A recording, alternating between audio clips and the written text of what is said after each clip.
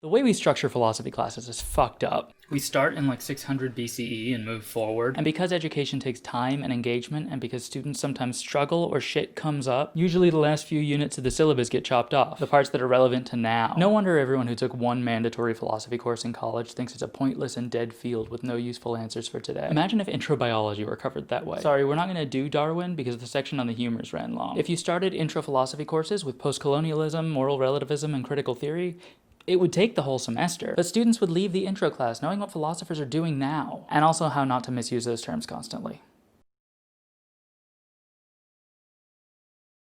Contemporary philosophy is easier to understand. Now this one's a bit tricky, but stick with me. Older philosophy is definitely simpler. Like Anaximander saying that everything is made of the same atomic stuff is straightforward. Bentham writing the goal of morality is to make people happy is easy to understand. Emotions are both objects, which they hence shape and are shaped by contact with objects.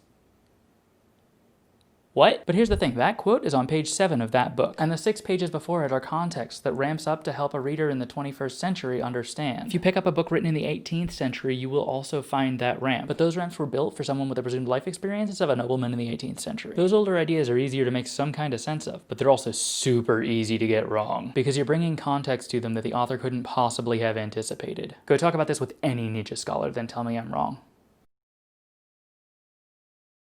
Before colonization, a lot of major philosophical ideas occurred more or less independently of each other around the world on separate occasions. But when you tell the story as a step-by-step narrative starting in ancient Greece, you give the impression that all the ideas only ever happened there. And no one else in the world had philosophy except for like 2 guys in China until Europe got in their boats and gifted modern knowledge to everybody. When you start in the present, it's a bit easier to answer the question, where did these ideas come from, with these various places? Then students will be able to experience the subsequent focus on Europe as a symptom of the paucity of scholarship on these other histories, rather than as a natural consequence of European intellectual supremacy.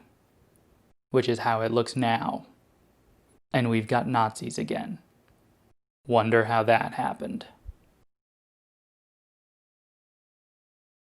When I say don't teach the history first, I do not mean don't teach the history. It's valuable to have a general idea of what everyone who studied a particular field will tend to know. It sets a good groundwork for more complicated conversations. But the 101 class in any given field isn't really for the people in that major. Sure, they should take it, but its 2 real jobs are, in ascending importance, to let undecided students check out the field and see if it's for them, and to create the impression that everyone who graduates from college with any other degree will have of that field forever. Do you want to be the boring dead white guy's field forever? And before the racist old Kantians who got tenure in the 80s and won't fucking die already chime in, do you want national and world leaders to not understand or respect philosophy forever?